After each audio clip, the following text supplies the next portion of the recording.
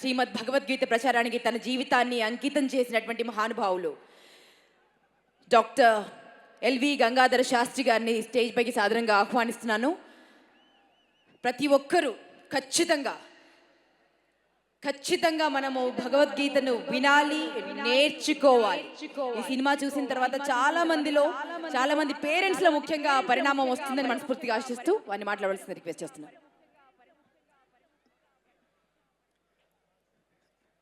ప్రారంభంలో నేను పాడుతూ సంభవామి యుగే యుగే అన్నాం. ఇది సంస్కృతం. దీనికి అర్థం తెలియడం కోసమే ఏ కాలంలో ధర్మానికి నష్టం జరుగుతుందో, ఏ కాలంలో ధర్మానికి హాని కలుగుతుందో ఆ సమయంలో పరమాత్ముడి క్యారెక్టర్ ఏమిటంటే, పరమాత్ముడి ఆలోచన విధానం దుష్ట శిక్షణ, శిష్ట రక్షణ, ధర్మ సంరక్షణ. దీన్ని నిలబెట్టేందుకు పరమాత్ముడు ఒక అవతారం తీసుకుంటాడు, కొన్ని సోల్స్లోకి ప్రవేశిస్తాడు. అలా ప్రవేశించిన సోల్సే ఖచ్చితంగా ఎవరి దగ్గరికి తీసుకువెళ్తే ధర్మం కరెక్ట్గా జనాల్లోకి వెళుతుందో, ఎవరైతే కరెక్ట్గా తీసుకువెళ్ళగలరో ఆయనే శ్రీ బోయపాటి శ్రీను గారు. మనస్ఫూర్తిగా అభినందనలు. ఆయన నాకు స్టోరీ చెప్తున్నప్పుడు మనకి ఛాందోగ్యోపనిషత్తు ఒక గొప్ప మాట చెప్తుంది, తత్వమసి అని. తత్ త్వం అసి అంటే అదే నీవు అయి ఉన్నావు. అంత డెడికేషన్తో చేస్తే మాత్రమే ఈ ధర్మం జనాల్లోకి వెళ్తుంది.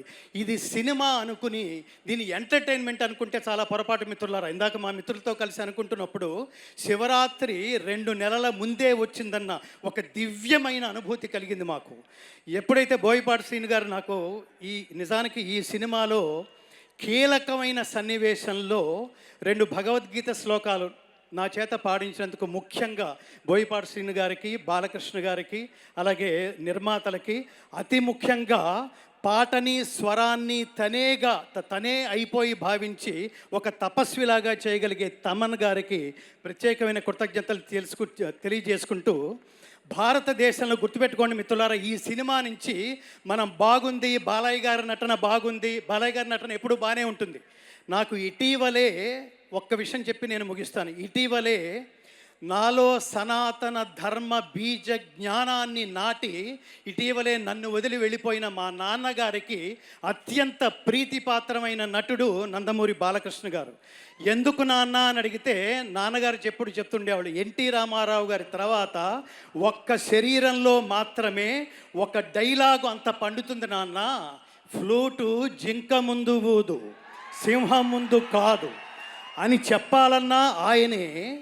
రెండవది మనకు అర్థం కాకపోవచ్చు, వాగర్ధావివ సంపృక్తౌ వాగర్ధ ప్రతిపత్తయే జగతః పితరౌ వందే పార్వతీ పరమేశ్వరవు. అది కూడా అంతరమ్యంగా అంత భక్తి పారవశ్యంతో ఇమిడిపోయేది ఒక్క బాలకృష్ణ గారి నటనలో మాత్రమే, ఆ శరీరంలో మాత్రమే, ఆ జన్మకి మాత్రమే. కాబట్టి పరమేశ్వరుడు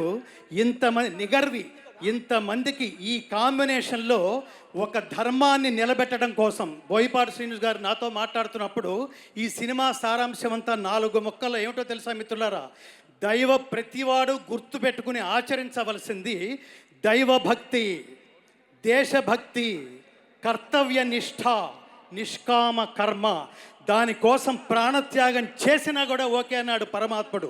శ్రేయాన్ స్వధర్మో విగుణ పరధర్మా స్వనుష్ఠితాత్ స్వధర్మే నిధనం శ్రేయ పరధర్మో భయావహ. మీలో ఎంతమంది హిందువులు ఉన్నారంటే చాలామంది చేతులు ఎత్తుతాం. కానీ దురదృష్టం ఏమిటో తెలుసా మిత్రులారా?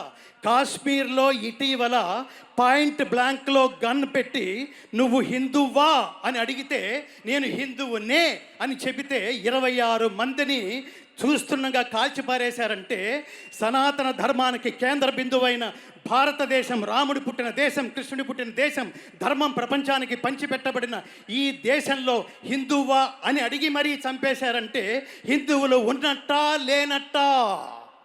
హిందువులు ఉన్నట్టా లేనట్టా? సనాతన ధర్మం బతికి ఉన్నట్టా లేనట్టా? ఈ ప్రశ్నలకి సమాధానమే మనలో ఉన్న సనాతన ధర్మాన్ని, సనాతన ధర్మ తత్వాన్ని జాగృతం చేయడం కోసమే మన మధ్యలోకి తీసుకొస్తున్న ఈ త్రిమూర్తులు బాలకృష్ణ గారు, అలాగే ఈ చిత్ర దర్శకులు బోయపాటి శ్రీను గారు, ఆచంట నిర్మాతలు, ఈ త్రిమూర్తులు వీటికి ఒక సోల్ లాంటి తమన్ గారు. మనం గుర్తుపెట్టుకోవాల్సిన బాధ్యత ఇక్కడ చప్పట్లు కొట్టి వెళ్ళిపోవటం కాదు. ఈ సినిమా నా దృష్టిలో ఎంటర్టైన్మెంట్ విత్ ఎన్లైటన్మెంట్, అంటే వినోదంతో కూడిన ఆత్మజ్ఞానం. కోట్ల సినిమాలు వస్తే అలాంటి వాటిలో ఇలాంటి సినిమాలు రేరెస్ట్గా ఉంటాయి మిత్రులారా. దీన్ని అర్థం చేసుకోవడానికి ప్రయత్నిద్దాం, ఈ సినిమా తత్వాన్ని దీన్ని ఆచరించడానికి ప్రయత్నిద్దాం. భగవద్గీత అంటే మతం కాదు, నా చేత అది పాడించారు. భగవద్గీత అంటే మతం కాదు, జ్ఞానం. భగవద్గీత అంటే జీవన గీత, మరణ గీత కాదు. భగవద్గీత అంటే ఉన్నత వ్యక్తిత్వ వికాస బోధనం, ఉత్తమ జీవన విధాన మార్గం. గీత నేర్చుకుంటే రాత మార్చుకున్నట్టే, అది ఈ సినిమా సారాంశం. కాబట్టి అందరం సనాతన ధర్మజ్యోతులై ప్రతి ఇంటి నుంచి ఒక్కొక్క వివేకానంద సృష్టి జరగాలంటే ఈ సినిమాని అర్థం చేసుకుని ఆచరించే లక్ష్యంతో ఈ సినిమాకి దయచేసి రండి. ఇది తప్పకుండా నా దృష్టిలో ఇది మనుషులు సెలెక్ట్ చేసుకున్న సినిమా కాదు మిత్రులారా, మనుషులు తయారు చేసుకున్న కథ కూడా కాదు, పరమాత్మ ఎంచుకున్న యూనిట్ వీళ్ళు. ఈ సినిమాలో పనిచేసిన ప్రతి ఒక్కళ్ళకి, ఈ సినిమాలో వెండి తెర మీద వెండి తెర వెనక కనిపించే ప్రతి ఒక్కళ్ళు యోగం అంటాం దాన్ని, అదృష్టం అంటే లౌకికమైంది, యోగం. వీళ్ళు కారణ జన్ములు. ఇలాంటి సినిమాలు మళ్ళీ మళ్ళీ మళ్ళీ మళ్ళీ రావాలని, ఇలాంటి సినిమాలు కరెక్ట్గా లైన్లో నాకు అనిపిస్తోంది ఈ ఆవేశంలో. ఇట్లాంటి సినిమాలు బోయపాటి శ్రీను గారి దర్శకత్వంలో లైన్లో 10 సినిమాలు వస్తే భారతదేశంలో సనాతన ధర్మం సెటరైట్ అయిపోతుంది మిత్రులారా. నాకు అంత పెద్ద హోప్ ఉంది, సెటరైట్ అయిపోతుంది. మేము ఖచ్చితంగా హిందువులం, సనాతన ధర్మ బంధువులం అని మనం కరెక్ట్గా చెప్పుకోగలం. అంతటి విశేషమైన ఈ సినిమాలో నాకు భగవద్గీత శ్లోకాలు, నేను ఇంత ఆవేశంగా గట్టిగా ఎందుకు మాట్లాడుతున్నానంటే సనాతన ధర్మానికి దెబ్బ తగిలితే నేను ఊరుకోలేను. ఎందుకంటే I have dedicated my entire life to propagate the essence of Bhagavad Gita through out the world.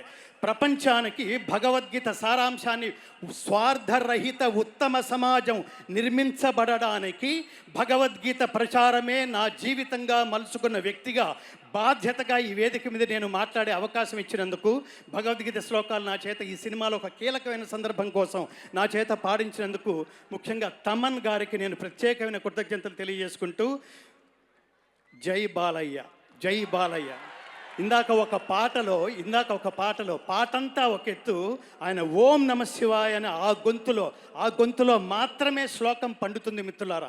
శతాయుష్మాన్ భవ, శతమానం భవతి, శతాయు పురుష శతేంద్రియ ఆయుష్యేవేంద్రియే ప్రతిష్టతి, సంపూర్ణ పరమాత్మానుగ్రహ ప్రాప్తిరస్తు.